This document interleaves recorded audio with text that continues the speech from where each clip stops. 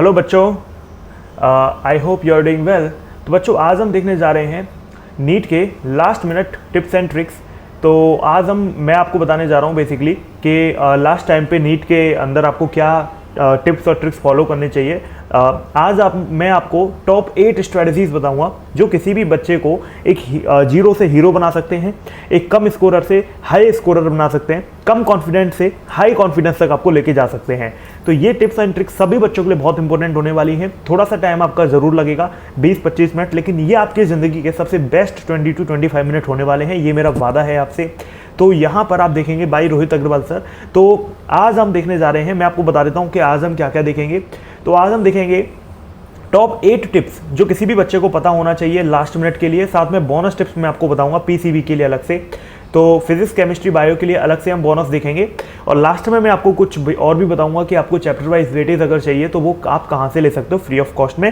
साथ में मैंने आपको लास्ट टाइम रिवीजन के लिए स्पेशली फिजिक्स में डीपीपीज प्रोवाइड करी हैं, डेली प्रैक्टिस पेपर। तो वो आप फ्री ऑफ कॉस्ट कहाँ से ले सकते हो वो भी आप देख लोगे। असल में जो डीपीपीज मैंने प्रोवाइड करी हैं उनके जो सिमिलर क्वेश्चन है आपको जेई में देखने को मिलेंगे, जेई मेंस के पेपर में। और आप जानते हो नीट और जेई मेंस दोनों को एनटीए बनाता है, यानी कि आप ये मान सकते हो कि अगर 14 से 15 क्वेश्चन 25 में से अगर मेरी डीपीपीज में से सिमिलर हैं तो नीट के अंदर तो आप इमेजिन कर सकते हो कि 30 to 35 क्वेश्चन सिमिलर होने वाले हैं, क्योंकि मैंने स्पेसिफिकली वो जो डीपीपीज हैं वो नीट वाले बच्चों के लिए बनाई हैं। तो बच्चों वो कहाँ मिलेंगी वो मैं आपको लास्ट में बताऊंगा।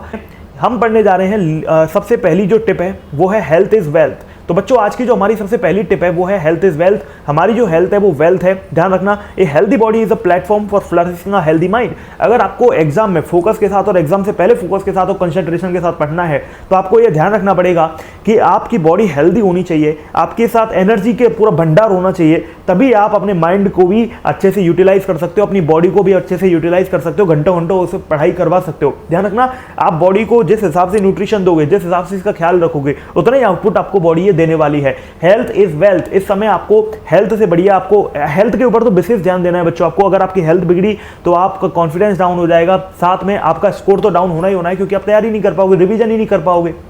साथ में आपको ध्यान रखना है, देखो मैंने यहां पर लिखा है कि जब घंटों घंटों पढ़ते हो, स्कूल जाते हो, ठीक है, कोचिंग क्लासेस में जाते हो, तो आपको रेस्ट की जरूरत होती है बच्चों। तो यहां पर आपको ध्यान रखना है कि अगर आप घंटों घंटों पढ़ रहे हो तो और उसके अलावा आप रेस्ट नहीं कर रहे हो तो आपको दिक्कत होगी, बाद में आप बर्न हो जाओगे और फिर आपकी जो एफिशिएंसी है वो डाउन हो जाएगी। बहुत सारी ऐसी चीज़ें होती हैं जो आपको प्रिपरेशन फेज में बैलेंस करके रखनी पड़ती हैं। आपको ध्यान रखना है, सारी चीज़ों के बीच में कैंडिडेट अपनी हेल्थ के बारे में भूल जाते हैं, तो इसीलिए आपको हेल्थ को नहीं भूलना है। बिना हेल्थ के आप कोई एग्जाम नहीं लिख सकते, आपका कॉन्फिडेंस डाउन हो जाएगा, आपके अंदर एनर्जी नहीं रहेगी, तो फिर आपका जो स्कोर है अगर वो आना था 600 तो वो वैसे ही घट के 550 हो जाएगा बच्चों, क्योंकि आपकी स्ट्रेस आप झेल नहीं पाओगे, बहुत दिक्कतें होंगी।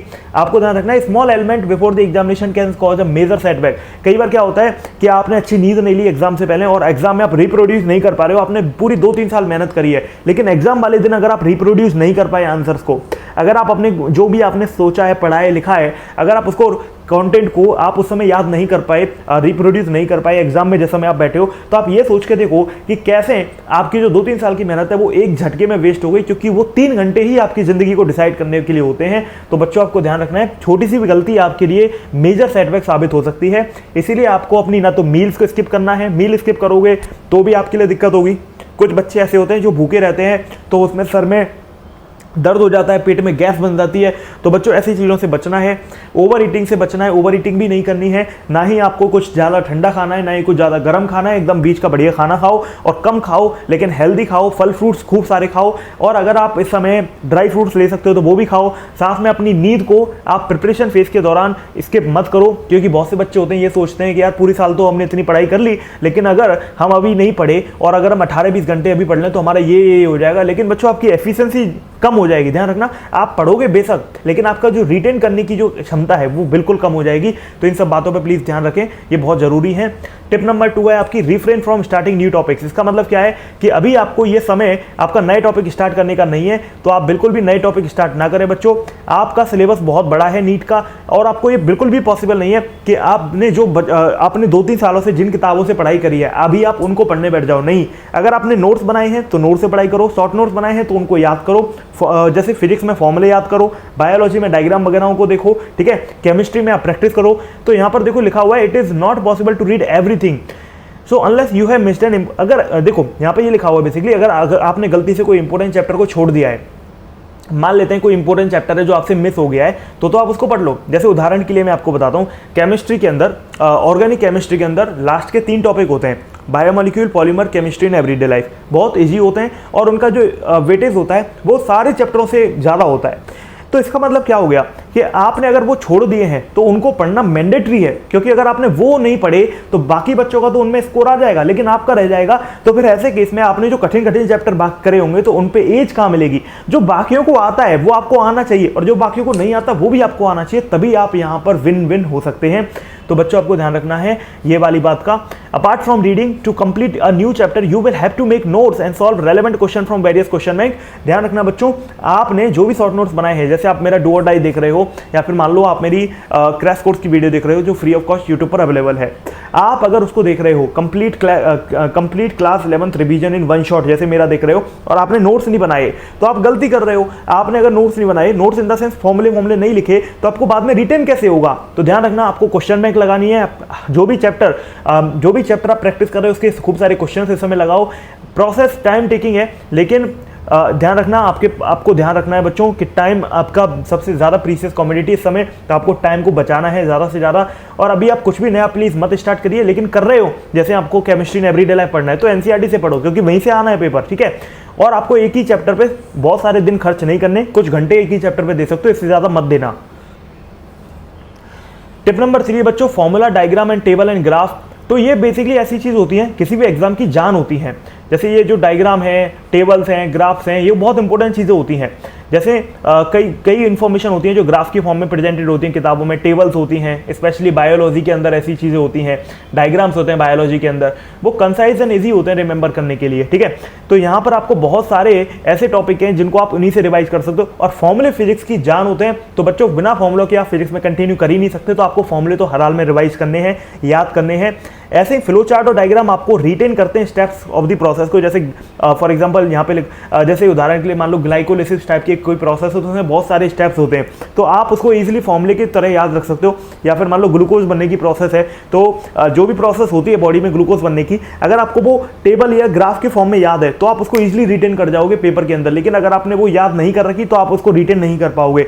बात रही फॉर्मूलों की, तो फॉर्मूले आपको फिजिक्स के याद होने चाहिए, क्योंकि मैं आपको बता दूं नीट में फिजिक्स के 45 क्वेश्चन आते हैं और 45 में से 25 से 30 क्वेश्चन ऐसे होते हैं जो फॉर्मूले बेस्ड और बेसिक कॉन्सेप्ट पे होते हैं। रिमेनिंग 10 क्वेश्चन ऐसे होते हैं जो मॉडरेट होते हैं, 1 या 2 टॉपिक को मिलाकर आते हैं, और जो बाकी के 5 क्वेश्चन होते हैं वो ऐसे होते हैं जो टफ होते हैं, जो हर कोई बच्चा नहीं कर सकता। जिसने बहुत मेहनत करी है फिजिक्स में, मैथ्स उसकी बहुत स्ट्रॉन्ग है, वही करते हैं, तो वो छोड़ने के लिए होते हैं, क्योंकि वो टाइम कंज्यूमिंग क्वेश्चन होते हैं बच्चों।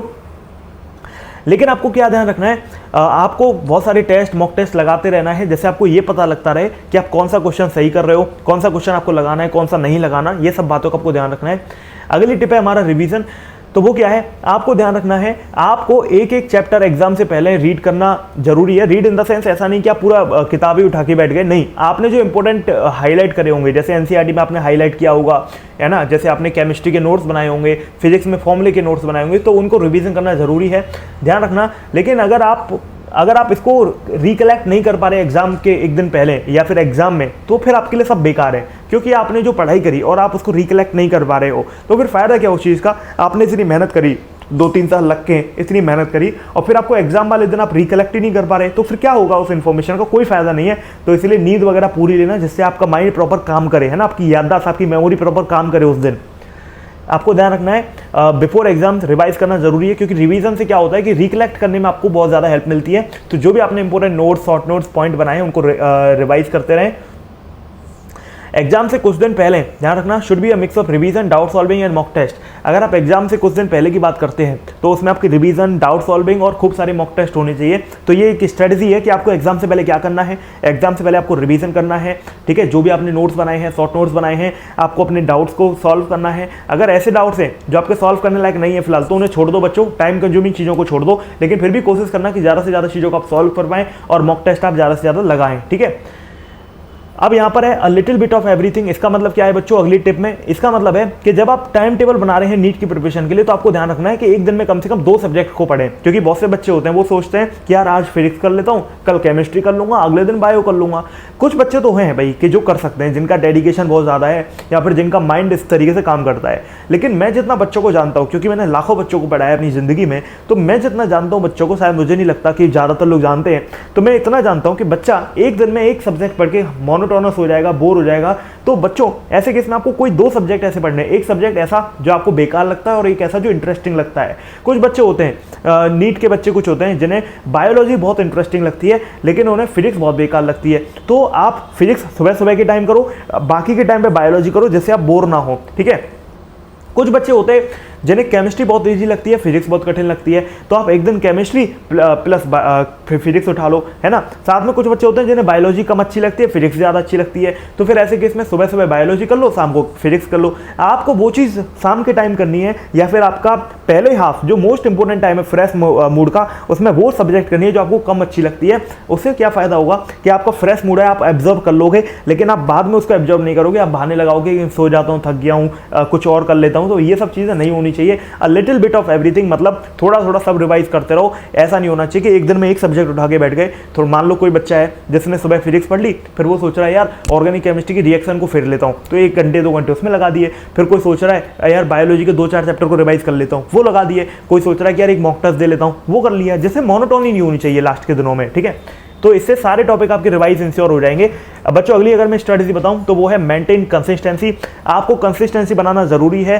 कितने घंटे आप पढ़ाई कर रहे हो ऐसा नहीं होना चाहिए कि भाई मान लो एग्जाम में 4 दिन बचे हैं और मैंने आज तो घंटे पढ़ाई कर ली 3, है ना, या फिर मैंने आज कर ली 15 घंटे और अगले दिन कर रहा हूँ मैं 3 घंटे। ऐसा नहीं होना चाहिए। 10 घंटे 12 घंटे का फिक्स रूटीन रखो। और सबसे बड़ी बात, इस समय आपको सुबह जगना है, शाम को सोना है। क्यों? क्योंकि आपका एग्जाम दिन में होता है बच्चों। जिन बच्चों की रात में जगने की आदत है वो खत्म करो, बिकॉज लास्ट हफ्ते में आपको ये बात ध्यान रखनी जरूरी होती है कि जो लास्ट के वीक्स होते हैं उनमें आपको वही आदत डालनी है जो एग्जाम में आपको देनी है। बेसिकली कुछ बच्चे जो नाइट आउल हैं उनको अभी चेंज करनी पड़ेगी आदत थोड़ी सी, उनको सुबह उठने की कोशिश करनी पड़ेगी जिससे वो एग्जाम में टाइम से पहुंच सकें। तो यहाँ पर आपको कंसिस्टेंसी मेंटेन करनी है।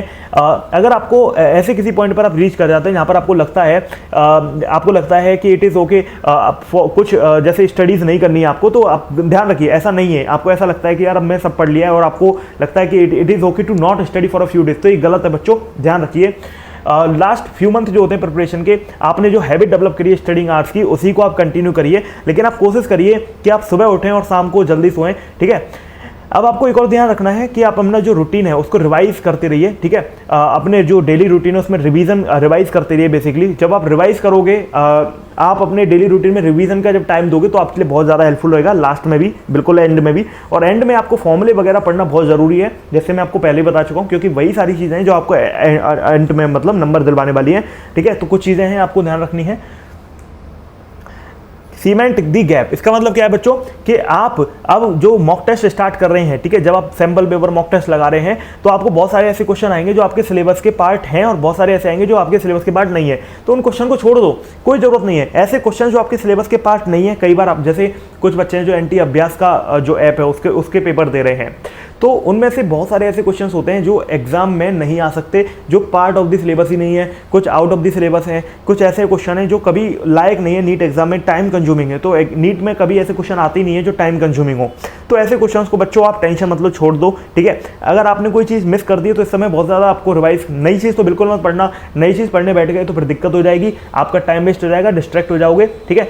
जब there will be no instances specially in case of numerical questions when you discover that you do not understand a particular set of questions, ठीक है। बहुत सारे ऐसे इंस्टेंसेस होंगे जब आपको लगेगा कि यार आप तो ये चीज़ जानते ही नहीं है, तो फिर ऐसे केस में आप उन इश्यूज़ को फिक्स कर सकते हैं अगर आप पे टाइम है। नहीं तो मेरा मानना है कि अगर आपको कोई चीज़ नहीं आती है तो फिर नया सीखने से समय फ़ायदा नहीं है, क्योंकि आपको बहुत कुछ आता है। मैंने मान लिया कि 20% टॉपिक आपको नहीं आते, लेकिन 80% तो आते हैं ना, तो उनका तो रिवीजन अच्छे से कर सकते हो ना, तो उनको करो, उनसे कॉन्फिडेंस बढ़ेगा, उनसे आपकी स्पीड आएगी। तो वो सारी चीज़ों को आप प्लीज़ ध्यान रखें।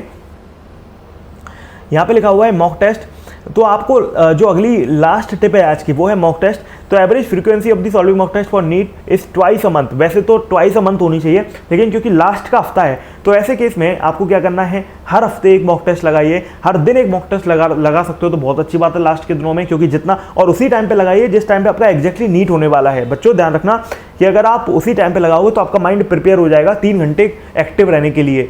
अगर आप लास्ट के हफ्ते में उसी टाइम पे मॉक टेस्ट लगाने लग गए जिस टाइम पे पेपर होने वाला है, तो आपका जो दिमाग है वो बहुत तेजी से काम करेगा, आपका दिमाग एक्टिव हो जाएगा पूरी तरीके से, है ना। तो आप प्लीज इन सब बातों का ध्यान रखिए। आपको बहुत सारे this will not only expose you to variety of questions but will also help improve at your speed and accuracy. इससे क्या होगा, जब आप बार बार मॉक टेस्ट लगाओगे, आपको बार बार मॉक टेस्ट लगाने की आदत पड़ेगी, तो आपकी स्पीड और एक्यूरेसी बहुत ज़्यादा बढ़ जाएगी। तो ये चीज़ें आपको थोड़ी सी ध्यान रखनी है। अब मैं आपको बताने वाला हूँ प्लानिंग फॉर सब्जेक्ट पीसीबी के लिए इंडिविजुअल क्या प्लानिंग करनी है। तो बच्चों देखिए, फिजिक्स के लिए बता देता हूँ। सबसे पहले तो आपको फॉर्मूले बहुत अच्छे से तैयार करने हैं, आप उनको याद रखिए, बिल्कुल एग्जैक्टली याद रखिए कि क्या किस फॉर्मूले के टॉपिक है। हीट, ऑप्टिक्स, मॉडर्न फिजिक्स, इनका ज़्यादा वेटेज होता है, तो इन टॉपिक पर थोड़ी ज़्यादा स्ट्रेस दें, थोड़ा सा ज़्यादा आप इन पे क्वेश्चंस की प्रैक्टिस करें। ओवर इंटेलिजेंस से आप हट जाएं, टफ क्वेश्चंस मत लगाएं। भाई देखो, नीट में अगर इजी क्वेश्चन आ रहा है और एक टफ आ रहा है, इजी क्वेश्चन करने में 20 सेकंड लगते हैं और टफ क्वेश्चन करने में 2 मिनट लगते हैं। ध्यान रखना बच्चों, इजी में भी 4 नंबर मिलेंगे, टफ में भी 4 नंबर मिलेंगे। ये आपकी मर्जी है कि आप किस में 4 नंबर चाहते हो। ऑब्वियस सी बात है, इजी जब क्वेश्चन करोगे 5 तो आपको लगेगा 2 मिनट, और टफ करोगे 1 तो भी आपको लगेगा 2 मिनट। तो ऑब्वियस सी बात है, वहां पर आपके 20 नंबर बनते हैं, यहाँ पर आपके 4 नंबर बनते हैं, और हो सकता है कि टफ करने में आपकी गलती हो जाए और उसके भी नंबर आपके कम हो जाएं, नेगेटिव में चले जाएं। तो इसलिए टफ क्वेश्चंस को आप हटाना स्टार्ट करिए, आप छांटना स्टार्ट करिए कि भाई कौन से क्वेश्चंस होते हैं जो पेपर में टफ होते हैं। 45 में से 5 से 6 क्वेश्चन बिल्कुल ही टफ होते हैं, 10 क्वेश्चन मॉडरेट होते हैं, 25-30 क्वेश्चन ईजी होते हैं। तो बच्चों, आपको ये आदत डेवलप करनी पड़ेगी मॉक टेस्ट लगा के, टेस्ट लगा के, कि भाई कौन से ऐसे क्वेश्चन हैं जो टफ हैं, ठीक है। उसके लिए आपको धीरे धीरे मॉक टेस्ट लगाने पड़ेंगे। आपको पता चलेगा मॉक टेस्ट में आपको गोला लगाना पड़ेगा, आप मार्क कर दीजिए उन क्वेश्चंस को जो आपको टफ लगते हैं, उनको मत करिए बिल्कुल भी, ठीक है। उनको करोगे तो आपके लिए टाइम की दिक्कत हो जाएगी, क्योंकि आपको 3 घंटे में 180 क्वेश्चंस करने, जो बहुत बड़ी डील होती है बच्चों। यहाँ पे लिखा हुआ है make a formula list of each chapter and include just the formula in it, not the whole notes, and read this whenever you get time to stay before meals. ये बेसिकली क्या होता है कि आप जैसे कहीं घूम रहे हो, कहीं फिर रहे हो, तो आपने अपने फोन में फोटो खींच के रख लिए, आप उनको रिवाइज कर रहे हो फॉर्मुला को, ठीक है। क्या होता है कि फॉर्मुले जब आप रिवाइज करोगे बार बार तो आपको वो ज़्यादा याद रहेंगे, ऑब्वियस सी बात है। वैसे तो प्रैक्टिस करने से फॉर्मुले याद ज़्यादा होते हैं, लेकिन देखो हर चीज़ की आप प्रैक्टिस नहीं कर पाओगे एंड में, तो आपको फॉर्मुले तो याद रखना जरूरी है, क्योंकि क्वेश्चन फॉर्मुले बेस्ड बहुत सारे आएंगे। 25 से 30 क्वेश्चन ऐसे होंगे जो सिंपल कॉन्सेप्ट ऑफ फॉर्मुले पे होंगे। तो आपको क्या करना है बच्चों, जो फॉर्मुला लिस्ट आपने तैयार करी होगी हर चैप्टर की, तो प्लीज आप उसको रिवाइज करिए। जब आप उसको बार बार रिवाइज करोगे तो आपको वो लंबे समय तक याद होंगे और पेपर में आप रिप्रोड्यूस उनको कर पाओगे। आप स्मार्ट स्ट्रेटजी अपना सकते हो, जैसे आप कहीं वॉक करने जा रहे हो, ठीक है, या फिर आप मान लो थोड़ा सा थक गए हो, या फिर मील से पहले बैठे हो, तो आपने साइड में फ़ोन रख लिया, इधर अपना खाना खा रहे हो, साइड में फ़ोन में जो फॉर्मुले उनको आप रिवाइज करते गए। तो ये बहुत अच्छी स्ट्रेटजी है बच्चों, आपको बहुत ज़्यादा हेल्प करने वाली है। Practice as many question as you can, because in the end only this is going to help you. Simple सी बात है, जितने क्वेश्चन लगा के चले जाओगे उतना बढ़िया है, क्योंकि अल्टीमेटली आपको क्वेश्चन से ही डील करना है पेपर में। अब अगर आपको जिस चीज़ से डील करना है वही चीज़ आप नहीं करके गए तो फिर क्या फ़ायदा होगा। मान लीजिए मैं आर्मी की बात लेता हूँ, आर्मी में जो मिलिट्री मैन होते हैं उनको कितनी ज़्यादा ट्रेनिंग दी जाती है, जितने भी मिलिट्री के इंस्ट्रूमेंट होते हैं, जितने भी मिलिट्री के हथियार होते हैं, वेपन्स होते हैं, उनसे डील करने की क्यों दी जाती है? क्योंकि बेसिकली बच्चों उनको अल्टीमेटली क्या करना है, अल्टीमेटली तो उनको वहीं से लड़ाई करनी है ना। आप उनको कितना भी थ्योरेटिकल ज्ञान दे लो कि भाई इतने किलोमीटर की दूरी पे बंदूक चलानी होती है, या फिर मान लो एक बंदा है, उसको आपने स्विमिंग सिखानी है, तो स्विमिंग की आपने उसको पूरी ज्ञान सिखा दी, पूरी किताबें सिखा दी, लेकिन असल में उसने कभी स्विमिंग करके ही नहीं देखी। तो ऐसे केस में क्या होगा, वो स्विमिंग करेगा डूब जाएगा, है ना, क्योंकि वो कर नहीं पाएगा, उसने कभी प्रैक्टिकली अपनी बॉडी को साधना सीखा ही नहीं। तो बच्चों आपने अपने माइंड को टेस्ट अगर किया नहीं है, क्वेश्चन लगा के देखे नहीं है कि आप कितने मिनट में पेपर दे लेते हो, कितने मिनट में फिजिक्स सॉल्व करते हो, कितने में केमिस्ट्री सॉल्व करते हो, कितने मिनट में बायोलॉजी सॉल्व करते हो, तो ऐसे केस में आपने बहुत गलती करी है, क्योंकि आप अपने माइंड को वो प्रैक्टिस ही नहीं करा रहे हो जो आपके लिए जरूरी है, ठीक है। केमिस्ट्री के लिए मैं क्या कहना चाहता हूँ, केमिस्ट्री के लिए मैं कहना चाहता हूँ बच्चों कि हमेशा ऐसे क्वेश्चंस करो जिनमें कैलकुलेशन की थोड़ी सी कम जरूरत है, क्योंकि केमिस्ट्री में बहुत सारे ऐसे क्वेश्चंस होते हैं जिनमें केमिस्ट्री में कैलकुलेशन कम जरूरत होती है। स्पेशली फिजिकल केमिस्ट्री को छोड़ के ऑर्गेनिक और इनऑर्गेनिक में कैलकुलेशन की ज़्यादा जरूरत नहीं होती है। ठीक है, आपको कॉन्सेप्चुअल क्वेश्चन को भी करना है, लेकिन also along with the factual question. तो आपको ये चीज़ ध्यान रखनी है, first attempt relatively easy questions, आपको शुरू में थोड़े से इजी क्वेश्चंस को जल्दी प्रैक्टिस करना है। और आपको ध्यान रखना है जितने भी केमिस्ट्री क्वेश्चंस है आपको नीट प्रीवियस ईयर पेपर से सॉल्व करने हैं, मिनिमम 10 ईयर पेपर्स के। तो जितने भी 10 सालों से क्वेश्चंस आए हैं ऑर्गेनिक केमिस्ट्री, इनऑर्गेनिक केमिस्ट्री में, वो सारे आपको प्रैक्टिस करने हैं केमिस्ट्री के अंदर, क्योंकि आप देखोगे कि कई सारे क्वेश्चंस रिपीट हो रहे हैं। और यहाँ पर लिखा हुआ है कि अगर आप जेईई मेन के क्वेश्चन भी ट्राई कर सकते हैं, क्योंकि देखो जेईई मेन और नीट दोनों को एनटीए डिजाइन करता है। अगर आप हमेशा देखोगे बहुत लंबे समय से क्या हो रहा है कि आपका जो एनटीए है वो जेईई मेन और नीट दोनों को अगर डिजाइन कर रहा है, तो बहुत लंबे समय से क्या चीज हो रही है कि बेसिकली जो क्वेश्चन है जेईई मेन के वो डायरेक्टली रिपीट होते हैं नीट एग्जाम में। तो प्लीज आपको इन सारी बातों का ध्यान रखना है। तो होप सो बच्चों कि आप समझ पाए होंगे कि देखो फिजिक्स में जरूरत नहीं है, लेकिन स्पेशली केमिस्ट्री में आपको क्वेश्चन रिपीट होते हुए मिलेंगे, तो आप जेईई मेन के क्वेश्चन लगा जाओ, तो हो सकता है कि आपको डायरेक्टली 1-2 क्वेश्चन पेपर में देखने को मिल जाए। बाकी बच्चों मैं कहना चाहूँगा आपको थोड़ा सा बायोलॉजी के रिगार्डिंग। तो बायोलॉजी में बच्चों डायग्राम बहुत ज़्यादा इंपॉर्टेंट होते हैं। ठीक है, आपको डायग्राम पे काफ़ी फोकस करना है। उसके अलावा आपको सिस्टमेटिकली लर्न करना है, जैसे मॉर्फोलॉजी, एनाटॉमी, वो स्कोर फ्रेंडली होते हैं, तो आपको उनको तैयार करना है। आपको साइंटिस्ट के नेम भी याद रखना जरूरी है, उन्हें क्या इन्वेंशन करे, क्या कंट्रीब्यूट करे। ध्यान रखना, जो बहुत अच्छा तरीका है 300 नंबर लाने का बायोलॉजी में, वो है कि अपने हैंड रिटन नोट्स को रिवाइज करो। ठीक है, अपने फ्लो चार्ट आपने जो बनाकर देखे उनको दोबारा बना के देख लो। शॉर्टकट्स जो आपने याद करे हैं उन चीज़ों को याद करने की, जैसे क्रैब साइकिल, ग्लाइकोलिसिस पाथवे, ये सारी चीज़ें। तो बायोलॉजी में और ज़्यादा इन्फॉर्मेशन आपसे ज़्यादा शायद मैं नहीं जानता। तो बायोलॉजी में बेसिकली बच्चों सीधी सी बात है कि बायोलॉजी में डायग्राम बहुत इंपॉर्टेंट है, एनसीईआरटी की टेबल्स, बहुत सारी चीज़ें। तो प्लीज़ आप इन सब चीज़ों का ध्यान रखें। और यहाँ पर लास्ट में समरी बताना चाहता हूँ, तो इस जो 8 टिप है इनकी ये समरी है जो मैंने आपको बताई, तो प्लीज़ आप इसको एक बार गो थ्रू कर लीजिए। मुझे बिल्कुल उम्मीद है कि आपने बहुत कुछ अब सीख लिया होगा, आपको बहुत कुछ समझ में आ गया होगा। तो बच्चों मैं कहना चाहूँगा कि बेस्ट ऑफ लक लास्ट में, all the best for your exam. मिलते हैं एग्जाम के बाद में। ठीक है, चलिए, thank you, have a nice day. This is Rohit Agarwal signing off. जय हिंद, जय भारत, वंदे मातरम।